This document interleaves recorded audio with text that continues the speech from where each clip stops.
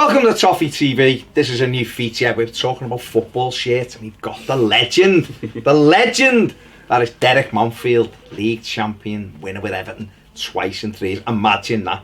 Imagine Everton winning 3 games on the run. That's hard at the moment, but to win 2 leagues in 3 seasons, wow. But Derek, I want to talk about this shirt, iconic.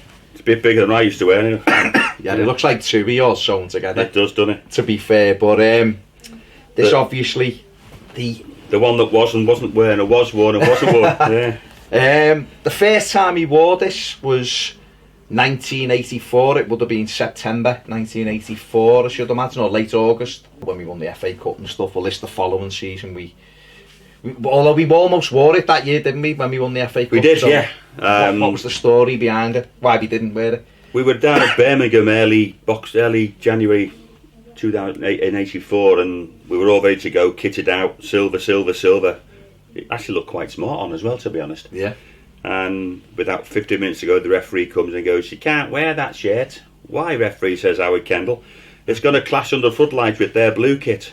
And some smart arse of that goes, "Well, is it skins tonight then, ref?" And he went, "No, it's not." And he walked in with the kit man from Birmingham, and he produced Birmingham's away kit, and I think it's the classic iconic Everton away kit of yellow, blue, yellow. Yeah. Won Birmingham away kit that night, won 2-0, and went on that amazing run to the FA Cup final. But that's when we should have worn it, but we never did. So the first time we wore it, again, a night time under television, under floodlights. Yeah. But this time we're allowed to wear it away at Chelsea. I think we'd lost the first 2 games of the 83-84 season. 84-85, so yeah. 4-1 to Tottenham at home, and then 2-1 away at Birmingham, I think it was. West Brom. And then we go down to Chelsea on a Friday night, and we wear the silver. For the only time I can remember wearing the full kit was that night. Yeah. And we won 1-0, and and that was the start of another amazing run. So this silver kit has a few amazing runs attached to it when you think about it. But I only ever remember wearing the whole kit, I said, once, and that was the Chelsea away.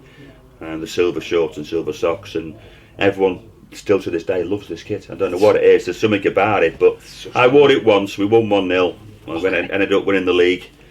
No name, I never knew my own name, you see, when I played. Yeah, that was it. Degsy's number on the back. That was a massive win that night, wasn't it? It was, yeah. First ever live game, or? I think it was one of the first live televised games, I think, yeah, but we won the FA Cup in 84, and we all come back pre-season all ready to go. The fans are all, "Yeah, it's our season, we're going to go." And then we go and get stuffed 4-1 after going 1-0 up as well, against Spurs. Then we lose down at West Brom, and you're all going, "Oh, here we go again."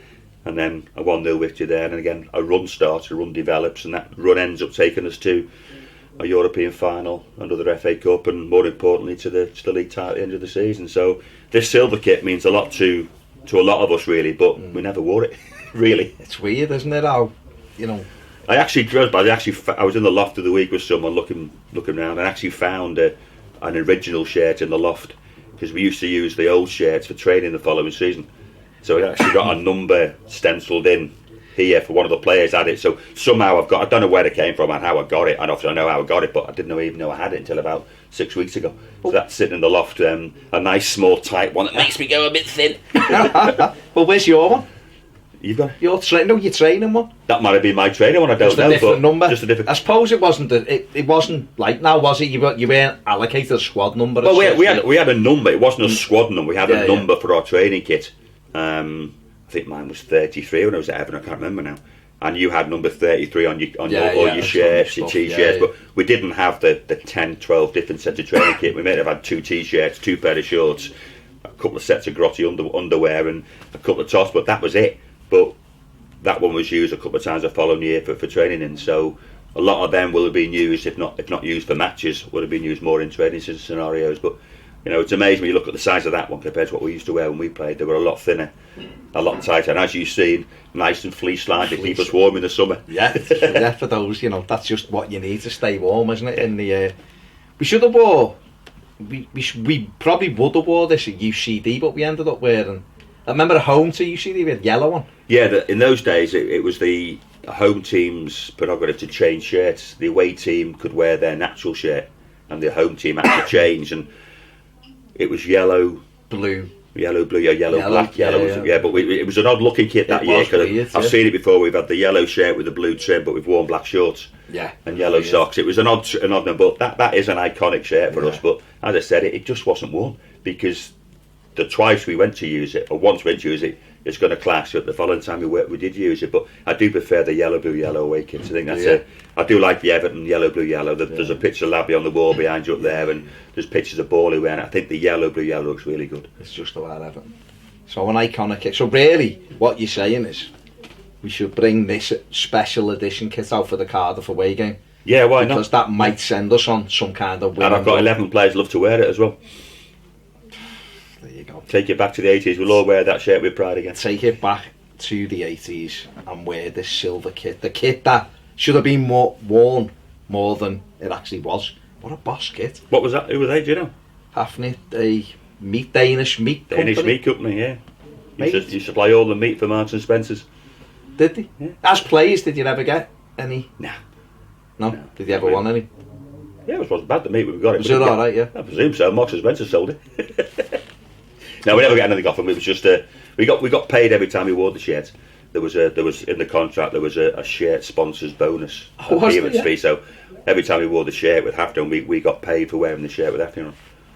Go on, how much is it about?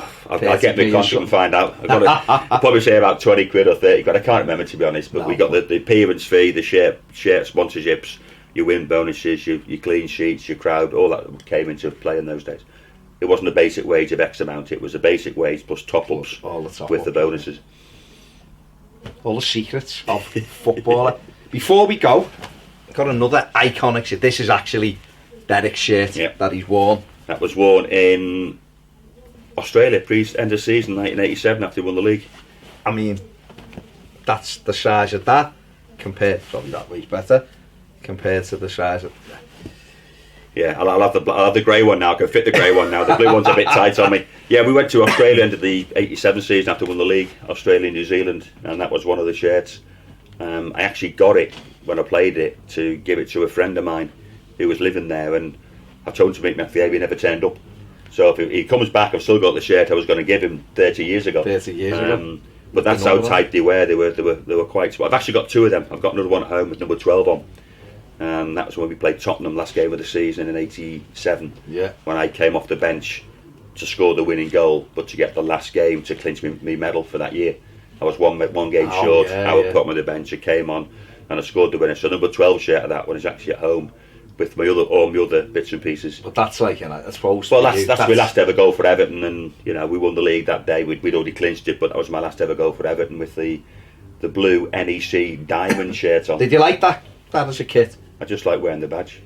I could have been pink, but the badge means everything. It's not about what colour it is; it's what's inside it and what's on your breast there, which was meant to more than anything else, just to put the blue shirt on once was enough for me. But to do what I did was a complete bonus. But that's a special crest. It's an old-fashioned crest. We look at it now. It is, yeah. But just to have the blue shirt on was enough for me. I suppose this is such an iconic shirt because the last kit we wore, the last time we won the league, this was the kit from it, and that was a mad season for you, wasn't it? Because obviously you'd been in the team and then behind Dave Watson in that summer, and you were in and out of the side, you've said before. Yeah, so it's always hard when you've been playing football regular and suddenly you're not playing regular football. It's quite hard to keep yourself going at times. But what we did have in those days was the old-fashioned Central League. Yeah. So if you weren't playing in the first team, you at least had a good competitive game against like-for-like players who were trying to get back in the first team or coming back from injuries. I'm not a big fan of this academy sort of system, under 23 football, but I was playing against people who had been injured who were trying to get back in the side. So we had some real tough battles in the derbies and other games at United and Cities because we're playing experienced footballers. And but that was a difficult season. But in the end, I played enough games. Howard realised I was one short, put me on the bench. And it was a 0-0 game. And Monday night before, Tottenham got beaten in the cup final by Cardiff on Coventry on the Saturday. And he gives me an ox saying, "You go and on, son." So I do my warm up. Pulls me over and said, "I'm taking in Toffee, going up front, go and get us a goal." And as Inchy came off, there was a smart arse behind me going, "Oh, what are you doing taking him off?" And I ran up front and he goes, "What are you doing going up there, Mountfield? Get to the back." I went up front and had a decent 20 minutes on the pitch. So again, I scored my last goal for Everton. A goal that, the league was already clinched, but more importantly, it meant I'd pulled on the shirt again, and unfortunately for me, I got my final appearance to get the 14 for that season to get me medal. Quality. See, you and these goals at the end at Goodison that win leagues and stuff, it's great, but now the goal's a goal. For me, I said people, for me the goals were the bonus. My job was to stop the goals.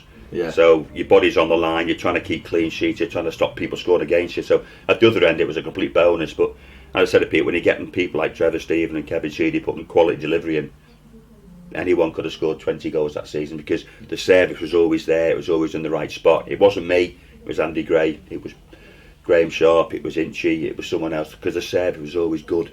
Didn't hit the first man, always missed the first man, or got a little touch on it. And that's the difference now, as I don't see the quality delivery balls that I used to receive from Sheeds. Sheeds tells a good story. The semi-final goal, he should have had a look up and he could put the ball down and he'd see me make a run, and he just put the ball in the area and I just go and hit it. And it's not about the ball then the run, it's the run that can attract the ball. And Sheeds was great at putting balls in the right area for people, and Sharpie said the same, so will Andy. The ball's in the right area means you're going to score goals. Well, just very quickly, just on the modern day thing now, because this is something we're all very critical of, the way Everton are at the minute. We've got some big units in our team going up for set plays, corners, free kicks. Why are they never getting on the end of anything? Is it quality of, you've seen a lot of Everton, is it quality of delivery, or is it them not doing enough? Is it quality delivery? Is it a lack of determination to get on the ball? Are you frightened of getting hurt? I didn't give a monkey. I've got more bruises and broken noses by going in when I shouldn't have done, because I wanted to get on the end of things. But I think it's all about delivery. The best teams have the better delivery. They take a bit more. If you think about a corner free kick, it's the only time in a game when you can put a ball into the box without being challenged. Yeah. So it should be the best delivery of anything. Yeah. But people can run down the line and whip a ball in better than putting a stationary ball in. I could never wear that one out, because I was quite lucky. Even when to Aston Villa, I had Gordon Cowans doing the same, putting quality delivery in. And anyone who gets a lot of goals like I've had, it comes from delivery. And I just think if you take a bit more care with your final ball in, you deliver your ball in, you're going to get more goals. But then you do need the players making the right runs. And if it means blocking someone off and want to get in the end of it and score a goal, take a broken nose, take a bruised eye, take a clip on the head, but get your head on the board and put it in the back of the net. There you go. Great stories, Derek, as usual. There you go. Takes his shirt. If you're the man that didn't turn up in Australia, your shirt's here. Get in touch with Derek. Come and see him, because you're not getting it any other way. Big thanks for joining us, Derek. If you haven't subscribed, please do so. It takes a sec. Thanks for watching. See you later.